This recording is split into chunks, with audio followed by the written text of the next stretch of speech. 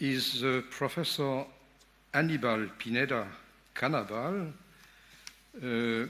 Associated Professor at the University of Antioquia in Colombia. And the topic is very different from all that we have heard in the next days, yesterday and this morning. I quote in French, « Le premier tapis ou le problème du point de départ de la philosophie de la musique d'Ernst Bloch. The first carpet and the problem of the starting point of Bloch's philosophy of music. There are indeed a lot of carpets throughout the very long chapters on music in Geist der Utopie, and we will see now what is it about. Please.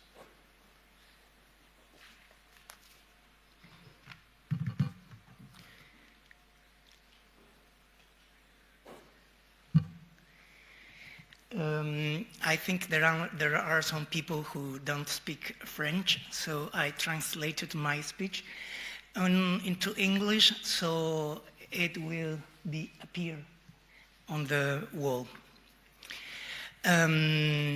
So let me switch to French.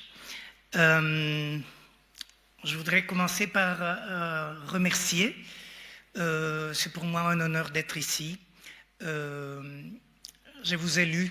Il y en a des gens qui ont été d'une grande valeur pour ma propre recherche et une grande source d'inspiration. J'aimerais commencer par vous dire merci. Bon, je commence. Ici.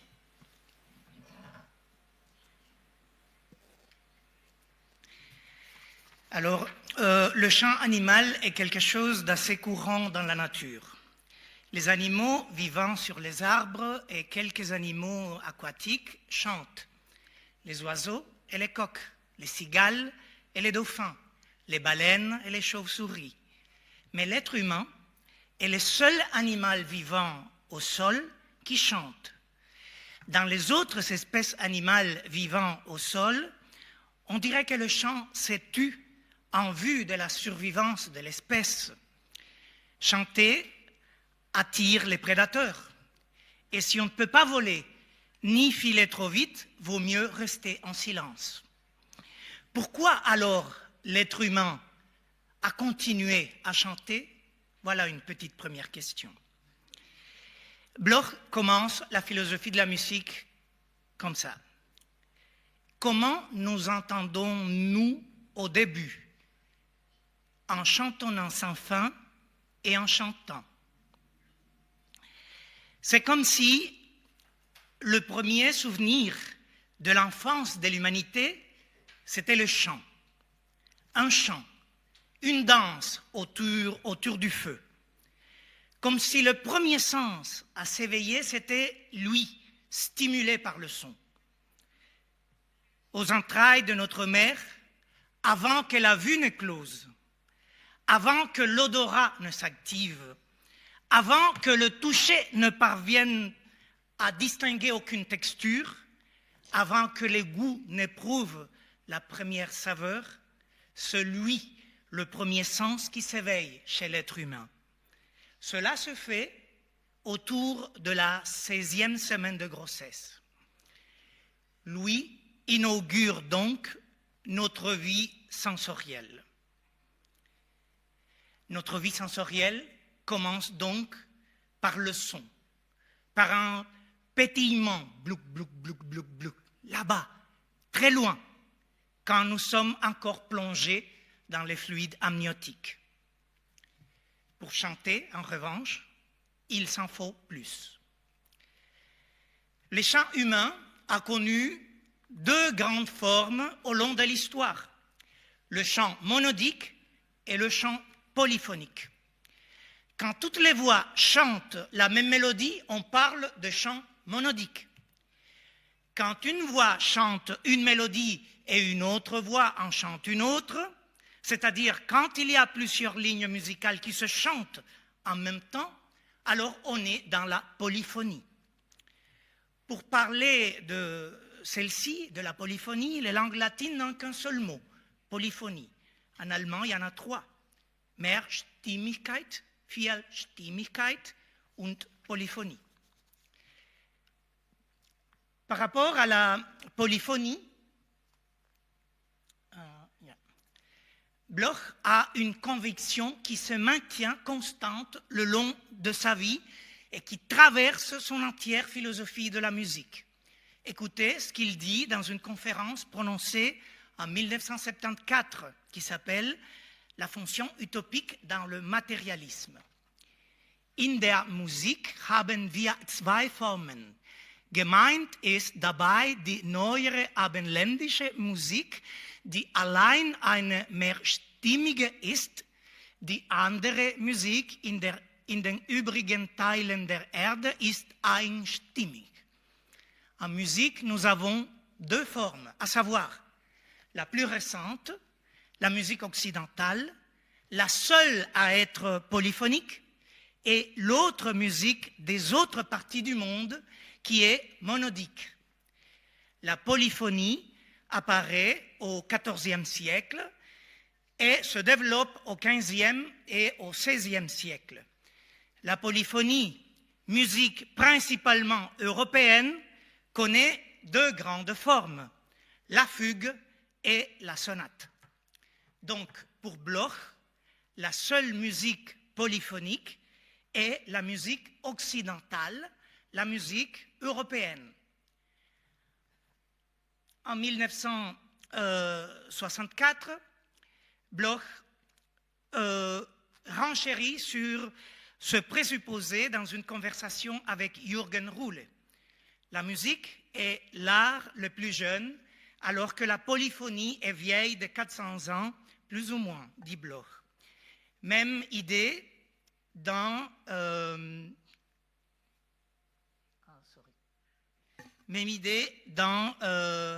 Tendenz Latens Utopie et dans les philosophische Aufsätze. Je vais juste vous laisser lire un peu.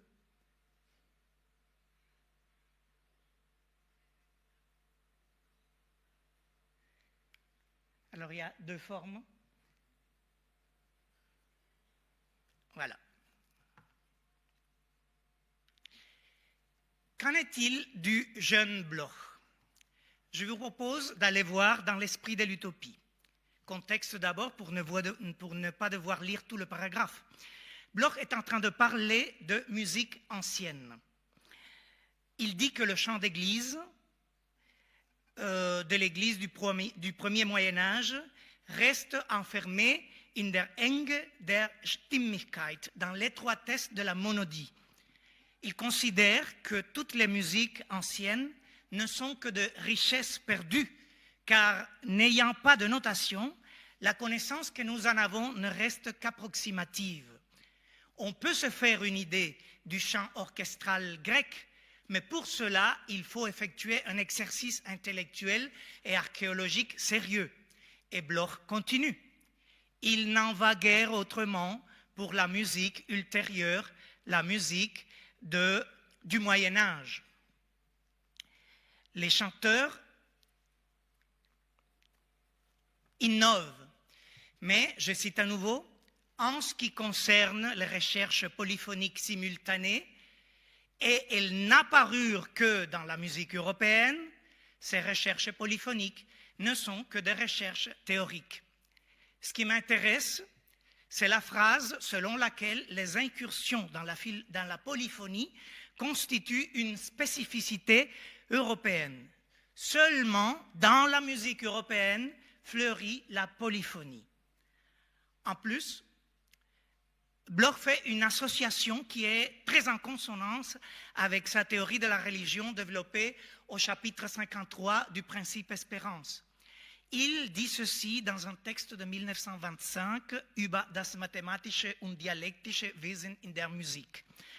La polyphonie est une musique exclusivement chrétienne. Et il appelle la polyphonie une caractéristique de la musique chrétienne, une praxis de la musique chrétienne ou encore un produit chrétien. Cela est ainsi car la musique polyphonique est pour lui le lieu propre de la subjectivité, de l'intériorité, l'espace de l'humain, etc. Si je pousse un peu l'analogie et que j'utilise le langage du chapitre 53 du Principe Espérance, je peux dire aussi que la musique polyphonique est à la musique en général ce que les religions dites supérieures sont pour le mystère religieux. Je veux dire que dans la logique de Bloch, la polyphonie est apparentée aux religions de l'Exode et du Royaume, de même que la monodie est apparentée aux religions du mythe astral. Je ne veux pas en dire davantage là-dessus. Il me semble que j'ai assez démontré cette conviction selon laquelle, 1. Pour Bloch, la polyphonie est postérieure à la monodie. 2. La polyphonie est une invention européenne. Dans cette vision progressive de l'histoire de la musique européenne savante serait le summum de l'art musical. Tandis que, je cite l'esprit de l'utopie, les Perses, les Chaldéens, les Égyptiens, les Grecs et les scolastiques n'avaient pas d'art musical digne de ce nom. Eh bien, tout cela est faux. Ce n'est pas vrai que la musique polyphonique soit une invention européenne. On le sait depuis le début du XXe siècle. Et c'est quand même dommage qu'on ne se soit pas encore assez arrêté sur cette question dans les études sur la philosophie de la musique de Bloch. Il faut dire, puisqu'il a été question de la Bloch-Forschung ici, que dans la tradition hispanophone des études blochiennes, la philosophie de la musique n'a intéressé guère les chercheurs. Dans la tradition de langue latine, ce sont peut-être les Italiens, les Italiennes, qui se sont intéressés le plus à la philosophie de la musique. Et pourtant, j'ai lu Federico Rampinini, Giuseppina Santucci, Claudia Caneva, Carlo Migliaccio, le grand travail d'Elio Matassi, et je n'ai pas trouvé de critique en ce sens. Cette erreur d'appréciation de Bloch, on dirait qu'il n'a pas été pratiquement remarquée. Et pourtant, c'est un donné fondamental, car la tendance que Bloch prétend identifier à l'œuvre dans la musique est non seulement réfutée par l'ethnomusicologie, mais qu'elle relève d'un point de vue aristocratique, voire ethnocentré et européocentrique, qui va marquer, à mon avis, toute la vision de Bloch sur la théorie contemporaine, sur la musique contemporaine, celle avec laquelle nous sommes en contact quotidien, celle que nous entendons à la radio ou en boîte. On n'avait encore rien vu, dit le Principe Espérance, de plus barbare, de plus vulgaire, de plus sot que les danses de jazz qui firent leur apparition depuis 1930. Les jitterbugs, les boogie-woogie, ceux de la stupidité effrénée, accompagnés d'espèces de glapissements qui constituent un fond sonore parfaitement adéquat. Ce mouvement né aux États-Unis ébranle les pays occidentaux, non en tant que danse, mais en tant que défoulement. Il s'agit de souiller l'être humain, de lui vider le cerveau. Au milieu de ces exploitateurs, il saura d'autant moins où il en est pour qu'il trime pourquoi on l'envoie à la mort, dit le Principe Espérance. Jugement sévère, non? Sur la danse, il est vrai, de la part de quelqu'un qui a quand même défendu les avant-gardes artistiques et musicales. Mon maître à penser, ce philosophe qui m'a dit qu'il faut prêter attention aux détails qui semblent sans importance, qui est la porte d'entrée à la vérité, ce détail qui est souvent vite oublié, l'anodin, le petit qui n'intéresse. Et dans sa philosophie de la musique, voilà que je le vois n'intéresser rien que pour les grands systèmes musicaux. Voilà une contradiction frappante. Montage immédiat et inauthentique, dit héritage de ce temps, du jazz et de la musique plus contemporaine. Montage consistant à un abandon de l'injonction émancipatrice. On va ainsi évacuer trop vite la question de la musique contemporaine pour plonger et se plaire aussitôt dans l'étude et la description de la musique savante, la seule à être symbole de l'utopie. Pas la salsa, pas les merengues, pas les danses afro-colombiennes, pas ce qu'on danse au carnaval au Brésil, etc. Alors, je reviens vite à mon sujet, la polyphonie. Il n'est plus possible de soutenir que la polyphonie ait été une invention de la fin du Moyen-Âge européen. Il paraît que dès les premières explorations européennes en Polynésie, au XVIIIe siècle, on y a découvert un chant polyphonique. Sauf qu'on ne savait pas comment l'expliquer, car cela défiait le paradigme scientifique dominant. Des recherches faites au début du XXe siècle ont prouvé que la distinction même entre monodie et polyphonie reposait sur des croyances occidentales assez récentes sur ce qu'auraient pu être les musiques prémodernes. La conception traditionnelle sur les lieux d'apparition historique de la musique polyphonique serait donc en soi un critère racial à dépasser. Cette conception traditionnelle siège sur le préjugé selon lequel la musique polyphonique serait le propre des races blanches. Je tiens à rappeler que les travaux de Marius Schneider, datant de 1934-1935, sur l'histoire de la polyphonie, n'ont pas plu du tout aux nazis, car ils remettaient en cause l'idée d'une suprématie des Blancs. Marius Schneider, puis le Belge Paul Collard, ont démonté cette idée. La musique polyphonique est abondante dans d'autres traditions. Elle a existé aussi avant d'être transposée, voire importée en Europe. Collard affirme que même en Europe, on trouve des traditions polyphoniques dans les chants populaires avant le IXe siècle. Joseph Jordania affirme que le chant polyphonique est la première forme de musique car il limite les sons de la nature. Je me permets de le citer. Le chant polyphonique n'est pas un développement culturel tardif du chant monophonique. Au contraire, la monophonie est apparue beaucoup plus tard dans l'histoire de l'humanité, comme résultat à la fois de la perte des anciennes traditions du chant polyphonique et de la professionnalisation progressive de la culture musicale.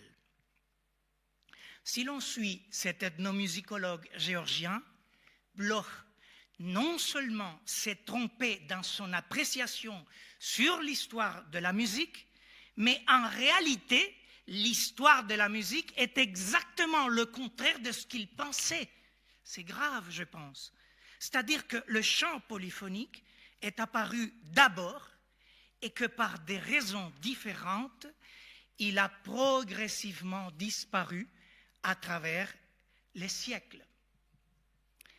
La position particulière de la musique occidentale vient plutôt, comme le suggère Walter Viora, du développement de l'écriture et de la notation, ce en quoi ont été basées sa réussite et son rayonnement. Alors, quelles leçons pouvons-nous tirer de tout cela? Aussi bien dans son traitement de la religion que dans son idée de la musique, l'art par excellence, idée contre la philosophie de Bloch reste en quelque sorte attachée à l'idée d'une suprématie occidentale. Idée contre laquelle il lutte Par exemple, en mobilisant le concept de multiversum et en pensant qu'il y a beaucoup de chambres dans la maison du monde. Mais de cette idée, il ne parvient pas à se défaire pleinement. D'un autre côté, on peut dire que Bloch a exagéré dans la musique peut-être le rôle de la subjectivité.